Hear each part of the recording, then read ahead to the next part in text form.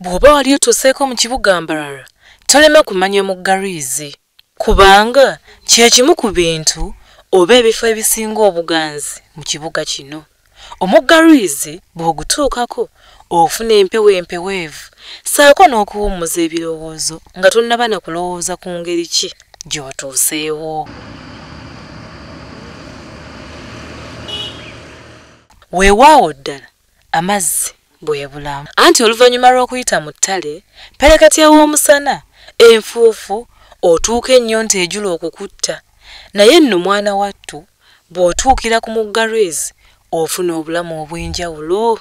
Omugga guno guliisa disitulikiti eziwera 9 mu kitundu kino okuli Mbarara, Kiruhura, Bushenyi, Rakai n'endala. Wabula mu kiseera kino amazzi mu mugga guno gatandise okukendeera nga kino kyeraliikiriza abantu bonna ababeerawo n'okufuna amazzi okuva wano. Obulwa obusinga buvudde ku bantu abagenzi nga batema ebibira okumpi n'omugga guno okusaanyaawo entobazi okusingira ddala eziri mu kitundu ky'e Buhweju.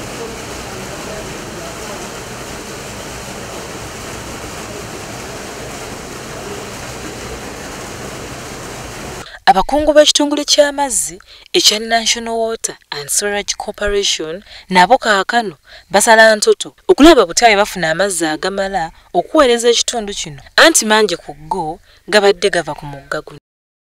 Ekitundu ky'amakolero mu kibuga Mbarara nabo bali mu kutya olw'ensonga nti amazzi gonna agakola mu makolero gano gava wano mu mugga Lwizi. Agamu ku makolero gano ye Nile Breweries erisangibwa mu kitundu ky'e Ruharu mu kibuga Mbarara. Omwogezi w'ekitongole kino Onapito Ekomoloid annyonnyola nti nabo kino kibabobbya omutwe naye nga bagenda kusalira wamu amagezi n'abakuuma obutonde bw'ensi okulaba nga bataasa omugga guno.